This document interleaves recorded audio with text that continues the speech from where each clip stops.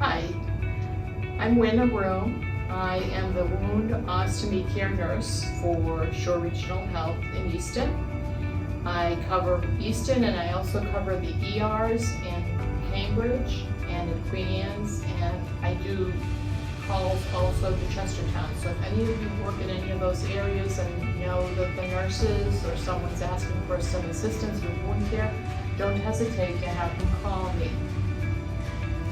I'm in the directory. My extension is 5548.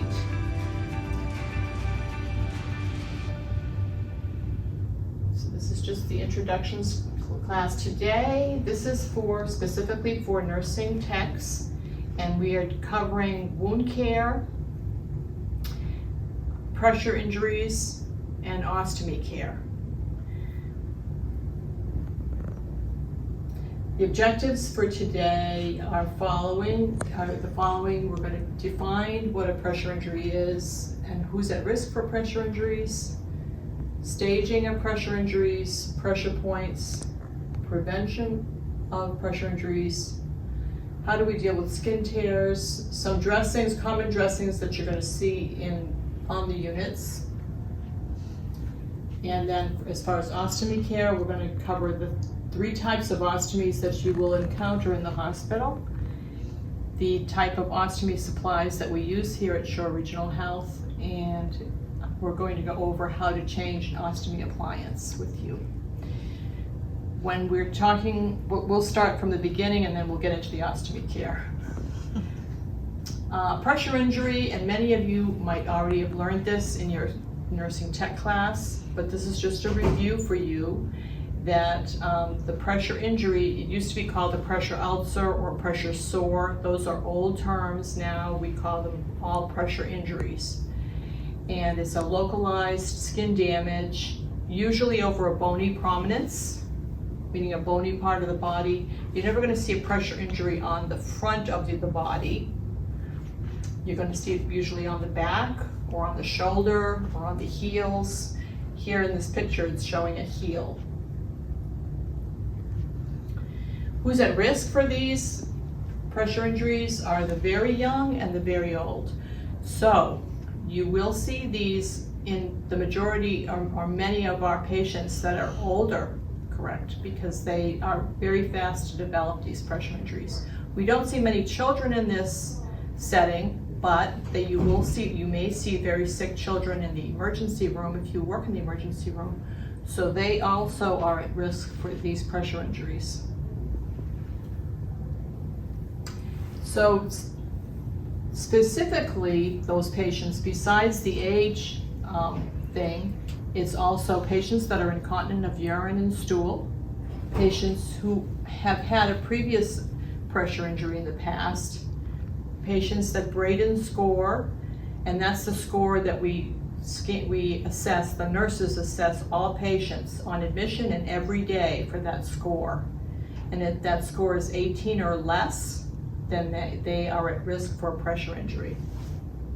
Poor nutrition, they're not eating or drinking, and if they can't get up out of bed and walk, that's a very high risk for pressure injury. So there's 4 stages, and in addition to that, there's 2 new stages that are relatively new.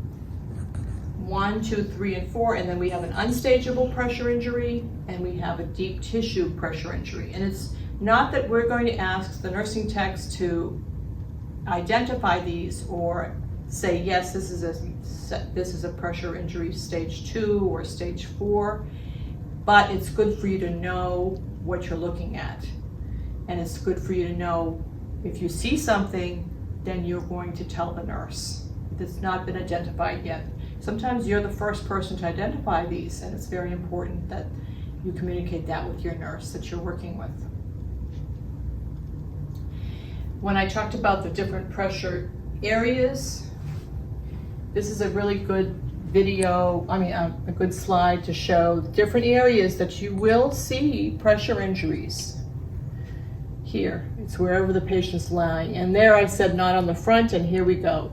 It's a picture of some pressure injuries that can occur on the front of the body if the patient's lying prone. Okay.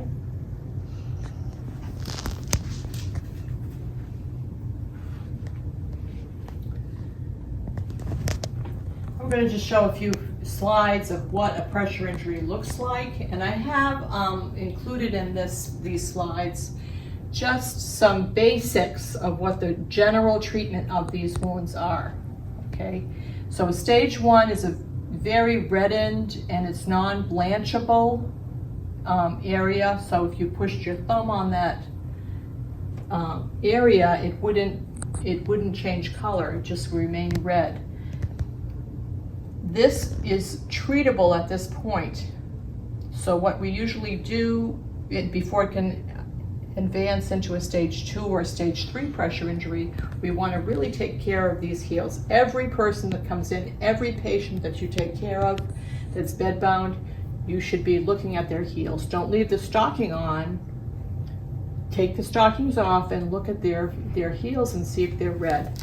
If they're red, you can get, we have boots. I'll show you. There's little EHOB boots, we call them, that we'll put the patients in to help keep the pressure off this heel, or put a pillow under their calf to keep the heel off the bed. That's called floating the heels. And then the other thing we do is we don't rub this. We never rub this. We just apply gently some skin prep. And I have that here to show you what we use here in the hospital. These are available on all the floors, this no sting skin prep. And we just apply that on the heel. And that's usually a daily thing. So this is a stage 2 ulcer, or I shouldn't say ulcer, pressure injury, correct? That dates me when I say ulcer. So this could be even like a blister that the patient had on their bottom, and it burst and it opened up, and then there's skin around it. See this? And then there's an opening. It's the outer layer of skin that's come off the body, and that's a stage 2 ulcer. It's very superficial. So if you ran across this and you said, I don't know what to do. The dressing came off, there was a dressing on there, what should we do with this? There is a dressing you can put on. Remember, techs can put dressings on. They can apply these Aleve dressings to the patient because there's no medication involved with it. And on the floors they have this, and this is called Ergotel. And if you want to see, it's called a contact dressing, so nothing will stick to it. So you could cut a piece of this and put this over this wound to just protect it. And you can certainly ask your nurse when you go to do this, but you should alert the nurse if nothing has been done and you see this when you turn the patient. You should definitely alert the nurse. This is a safe dressing, however, that the nursing tech can put on the wound. And then what usually will happen if it's a nighttime or it's evening time shift and I'm not here, the nurse will put in a consult for me, so I'll see this patient the next day and put in a formal like dressing plan. Some other things, remember what we're going to be doing when we see these stage 2s and even the stage 1, any stage ulcer really, you're going to want to turn that patient every 2 hours. Don't leave the patient on their back all the time. This is a stage 3 ulcer. It's deeper, and it goes down to the second layer of skin. It's not as superficial as the stage 2. So something, again, I'm reiterating myself, but if it's something new that no one knows what to do, oh my God, it's a bad wound, it's safe to do, putting on the Aleve again and putting a little of this over the wound just to protect the wound. There are other dressings that you'll see in the room, and these are the dressings that the nurse must apply to something like this. So this is called a calcium alginate dressing. It's like it looks like a piece of gauze in the package. I'm not going to open it. It has silver in it. These are medicated dressings, so you would not be asked to apply these to the wounds, but if the dressing fell off, you would want to tell the nurse again so she could reapply them. I usually try to leave these in the room with the patients after I see the patient.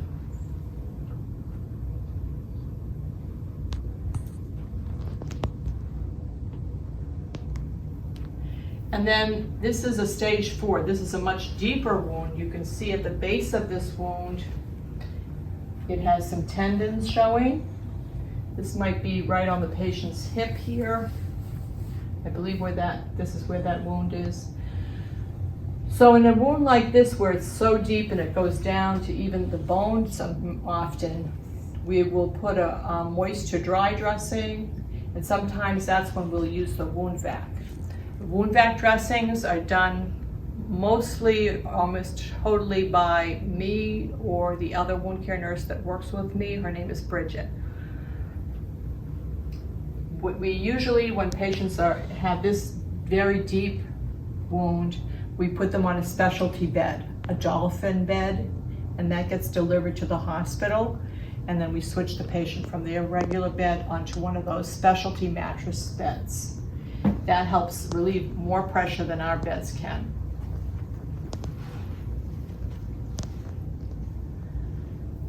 So this is an unstageable wound, meaning that we can't see what's underneath there because there's a lot of black tissue that's called black eschar at the base of the wound.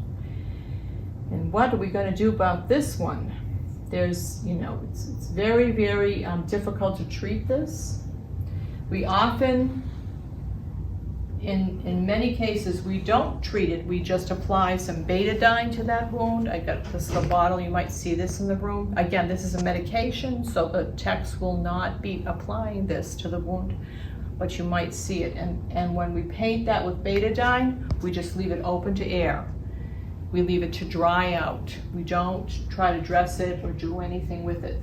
Sometimes the doctors choose to have this cleaned out and debrided and the patient goes to the operating room to have that done.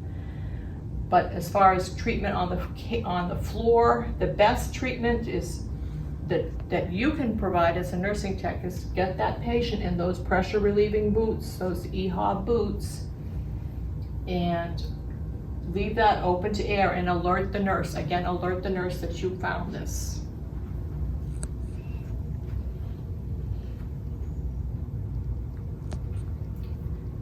This is yet another very sad condition. It's called a deep tissue injury. And this is often patients that were at home and in one position for days upon days, or found on the floor at home. They fell and they couldn't get up. These wounds are very serious.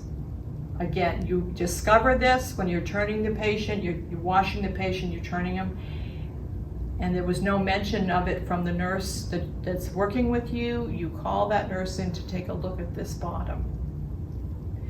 We typically, in this case, we do not put a dressing on this, because if we put one of these dressings on this,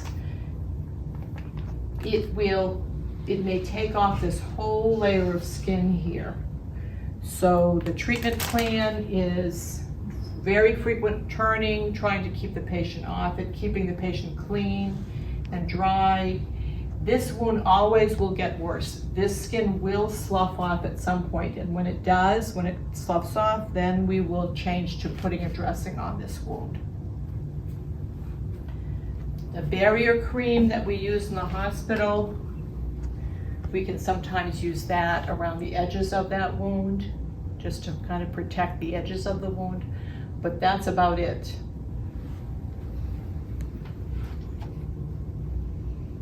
Okay, so that's the different types of pressure injuries. I just wanted to add too that there are wounds that people have that are not pressure injuries, correct? That you'll be seeing. These three pictures are examples of this, what they there's different abbreviations for these type of wounds.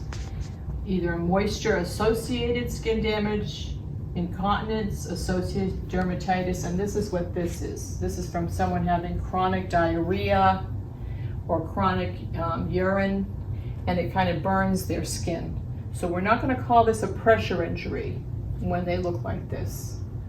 Okay, so the treatment for these are to keep the area clean as possible and use these creams. And I brought these to show you what they look like. We are getting tubes of this, but right now the company is out of it, but Z-Guard is a barrier cream that works very good. And then, or calmoseptine. Okay, and you're gonna see this in the room too. So we would just put this on at every incontinence, clean them gently with the barrier wipes, and then apply this barrier cream. This works well if you don't have these available. This barrier cream is a little bit less effective, but it still is okay. And these are located in all the supply rooms on the floors, this barrier cream.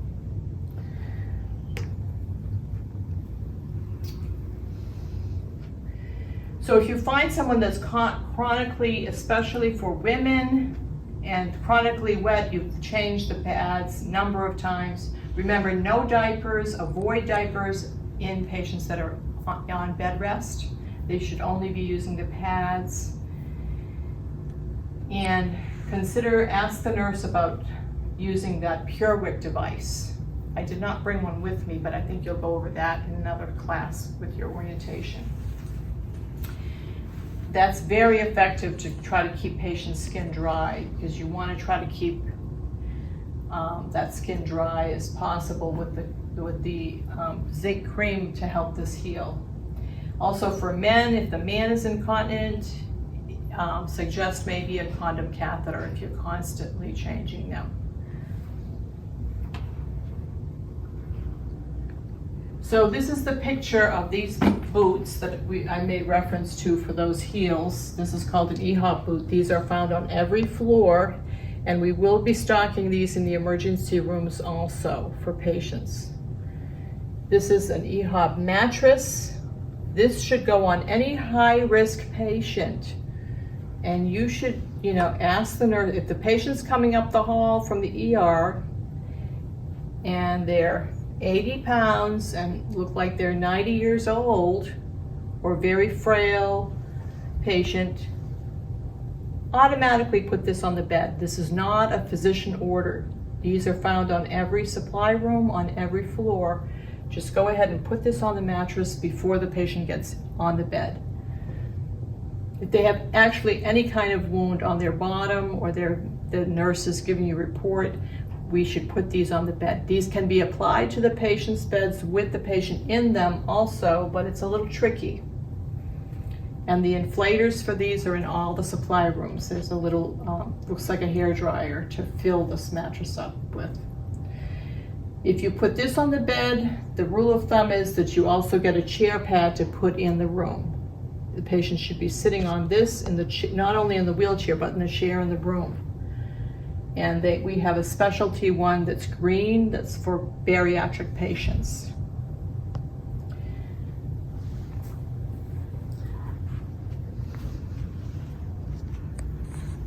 So one other thing, this is just some other pictures of other kinds of wounds that you might encounter on patients. And this you'll see a lot. Patients get skin tears a lot because their skin is so frail, and even just pulling them or turning them, they might hit their hand and they'll get a bad skin tear. What do we do with that? We clean it gently, and this is the treatment for wound. Only this for skin tears. Okay, we put that and either a Telfa, and we wrap their arm. We try to avoid tape. Well, this is called a cling wrap, and these are also found on every floor. So that's what we do for skin tears. For these other wounds, scrapes on the knee, like this is a burn, for example, the nurse will do the dressings for these, and you can ask them. You can, again, when you're looking over the patient, it may be something that the nurse missed, so just say, you know, I noticed something on their hand, or I noticed that they fell and they've got a scrape. Do you want to put something? We have antibacterial ointment. We might put that on the scrape and a Band-Aid, just like something you do at home, right? But let the nurse do that. Anything with medication, the nurse is in charge of doing those dressings. Again, for this, we might put a little Telfa pad and some of this other Ergotel. This is an Ergotel like this one. You can see the difference in the color, but this one has silver in it. So this is very good for burns.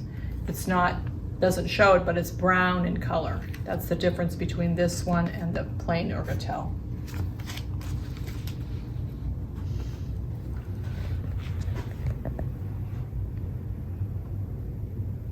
So again, this talks about that Ergotel again, and you can use that. It's just saying again what to do. This dressing can stay on for up to a week. You do not have to change this every day. So if they have a bad skin tear on their arm, we'll usually date the dressing of when we put it on so that the staff will know.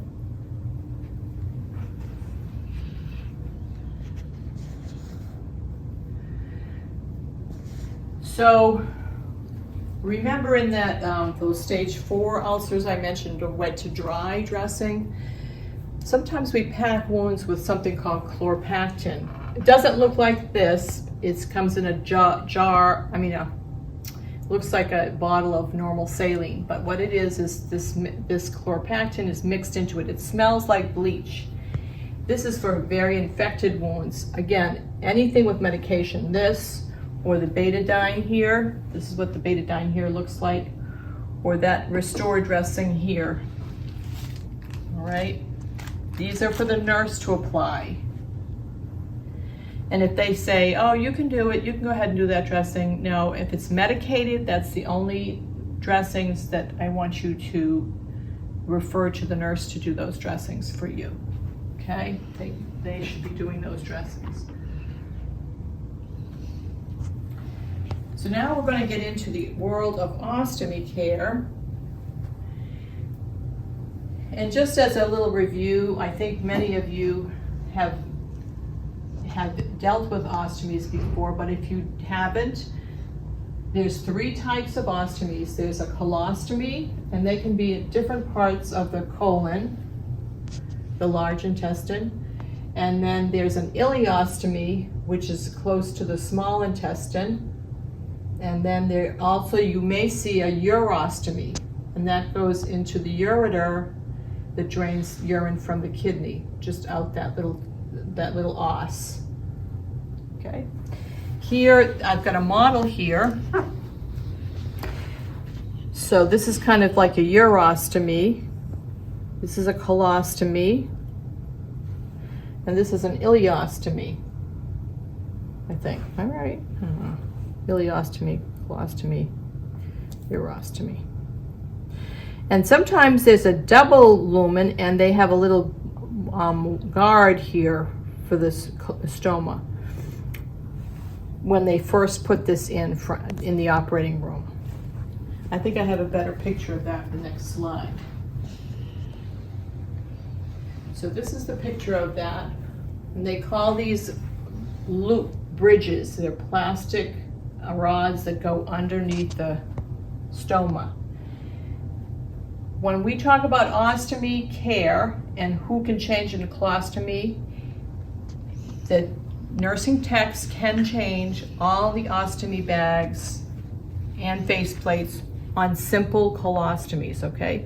I do not expect you to have to do this type of colostomy bag change, however, because that's a tricky one, to try to feed that colostomy faceplate underneath there. But every other colostomy or urostomy, you can change these appliances, and it's very important that you know what's available in the hospital and where to get it. That's what we're going to go over today. Here in the hospital, we have 3 sizes of ostomy wafers and pouches. We have 2 1/4, 2 3/4 and 4-inch. That's it. And I want to show you, this is what the package of it looks like. This is what they look like in the warehouse. They look like boxes like this. And a little fact to know is, see this blue stripe here? That indicates the size.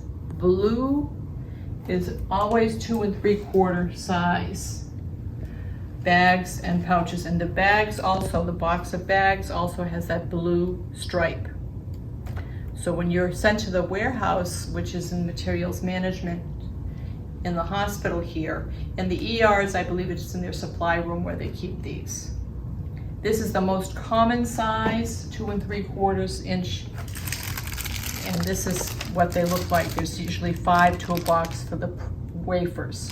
When you go to get these from the warehouse, you take the whole box. Do not take one out of the box and take it to the floor. Take the whole box of faceplates and take a whole box of pouches if it's a new patient. These are a non-chargeable item for the patient. In the warehouse, there's a sign-out sheet for both of these products. So all you'll do is just write the date and the floor the patient's on. That's all you need, and then you just check what you need or what you're taking from the shelf. The other type of pouch we have is, this is for the urostomy. And see the difference in the end of the pouch here? It's like a little spigot. So when you turn it, it's not, that's how you know when to empty it or not empty it. So when it's open, you can see the little spigot. When to close it, you close it like that. These fill up very quickly, so you want to be sure you keep an eye on this, because once the fluid gets up to the lines, this is either the colostomy or a urostomy. When the fluid or the stool gets up to the lines, that's the time to empty it. You will have to empty these frequently on the floor, especially the urostomy, at least maybe every 2 hours. The urostomy also, in each box of pouches, there's this is very important. You need this little device that you snap on the bottom of this bag to hook up to a Foley bag. And you can always do that if you have a bag that, if you're very busy and the patient's not getting up out of bed, not taking care of his urostomy, you can hook this up and then just open the pouch up to empty into the Foley bag. You can't use any other connector for this to do this. You must have this, and they do have these in the warehouse separate too if you can't find one. Don't try to use any other kind of connector, it won't work. Okay? So going back to colostomy bags, for the most part, on the shelves in the warehouse, we carry the Hollister product. However, some patients at home have been using what they call a Coloplast bag and faceplate. It's blue, and they'll have a blue box and a blue box of bags. The only difference between this product, well, there's 2 differences actually, is that this product is a snap-on bag. This one is a stick-on bag. So once you get your faceplate on, you stick this bag. It just has a little tab that you pull back, and that sticks on the faceplate. The patient's got it on their body and they stick it to them. Okay, it makes it a little easier for the patient. But otherwise, everything else is the same. You will cut out your faceplate like that, and you'll peel off the back here to stick it to the patient. Okay. The other difference between this and these bags that we have on the shelf in the warehouse, they're fold up. They're called lock and roll. So you turn the bottom of the bag down, you flip it once, twice, and then you secure it like that. It's like a little Velcro. okay? To open it, to empty it, you'll undo this Velcro, you'll unroll it, and this last little tab you'll fold back, and then it easily empties that way, okay? And when you're finished emptying it, you clean this with a little paper towel. You fold this back up, and then fold it back up again. This little fold up here prevents it from leaking, so that's a real critical element, that you want to fold that up and then roll it back up to close it. When you must empty these bags, you cannot just pull the bag off and say, oh, I'm just gonna take the bag off and throw it away and put a new bag on there. You cannot do that. Remember, part of what the patients hear, especially if it's a new colostomy, is learning how to do this for themselves. And patients, when they're home, they're issued only 2 boxes a month of these supplies. If they run out of these supplies, then they have to pay out of pocket. So we have to teach them and show them how we can empty it ourselves. We're not just pulling the bag off because it's easier, throwing the bag away, replacing the bag. Now, let's see where my slide presentation is up to. This shows just some other products that are available. Most of these other products are, if the skin is broken down around the stoma, we'll set up a plan for that, either some powder and maybe some of the skin prep.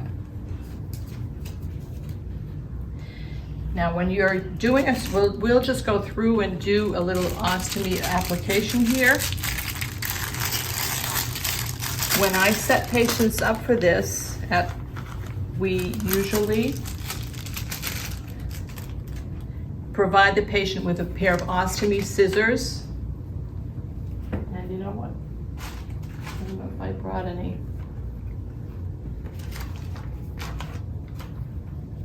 So we will cut this faceplate out the size of just the stoma here.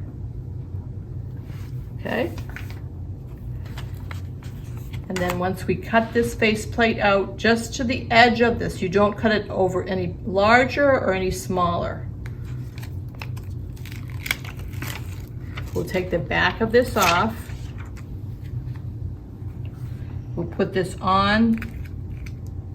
We're gonna pretend that I cut that to size, but we're gonna put it on like this. Press it down firmly when you press it around your stoma, okay? And then press down your tape and then peel off your other tape, okay?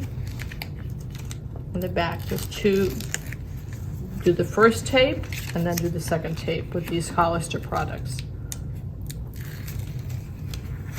All right, and then,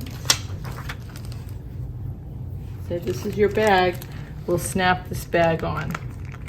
Some people like to snap it on before they apply the faceplate. Sometimes that works better. I'll show you. I'm going to show you. Some people like to snap it on like that first. And that's fine to do it that way. It's sometimes easier than snapping it on while it's on the patient. And then put it on. Push it well around the seal. And then put the tape down. Okay? For our bags, there's a clip that comes in the box. There's only one clip to the box, so don't throw away your clip. Put your clip on, and that's it. To clean the skin around it, it's only water. You just squeeze out a warm washcloth with water and rinse the skin around with just water. That's all you use. This little faceplate has special healing elements. So if there's a rash or some kind of skin ulcer, this is the best thing to be on the skin around that colostomy or urostomy.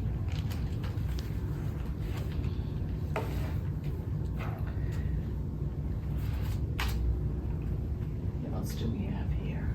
So this is just outlining where to get your supplies. It's on the second floor in the older building of the hospital in Easton. In the ERs, again, these ostomy supplies are stocked in their supply room. If it's not, that materials management, however, closes on off shifts for 3 to 11 and 11 to 7, then the nurse will have to call the supervisor to go get those supplies for you. Say you go in the room, the colostomy is leaking underneath the faceplate, there's stool all over the patient's bed, and there's a lot of fluid here. Are we gonna tape that ever? Say it's on there and there's all the stool that's coming out around the edges of that tape? Absolutely not. This has to be changed, because that's when ulcers develop, very bad skin breakdown develops if this isn't changed. The supervisor can go get the box of face plates and bags for you at the warehouse that you'll need for those patients. And then, again, I had reiterated that you take the whole box of supplies if you go down there and sign it out on the clipboard that's near where the supplies are stocked. If you can't find something, you can always call me, and that's my extension there, 5548. So this is just another shot that shows the ostomy scissors and the plate and the face plate in the bag that we just changed.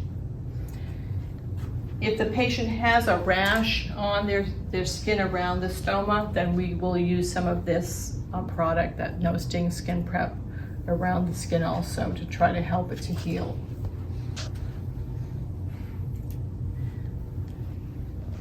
If it becomes any more involved, then the nurse can help with that. Sometimes we have to put paste around the stoma if it leaks a lot, it doesn't want to stay on.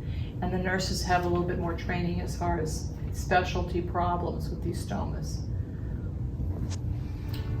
Reminder, we can all help.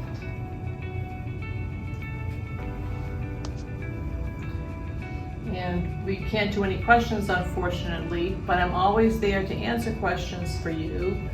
If you, after this presentation, or Tasha can help you, and whoever's doing this class, one of the nurses that are doing the classes can help you also. If you feel like you want your own hands-on to try to put on one of these colostomy bags, feel free to, I'm more than happy to do that with you and work with you individually.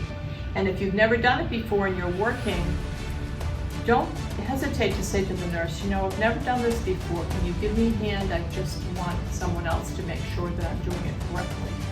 Okay? I think that's it. Good luck in your new positions. Thank you.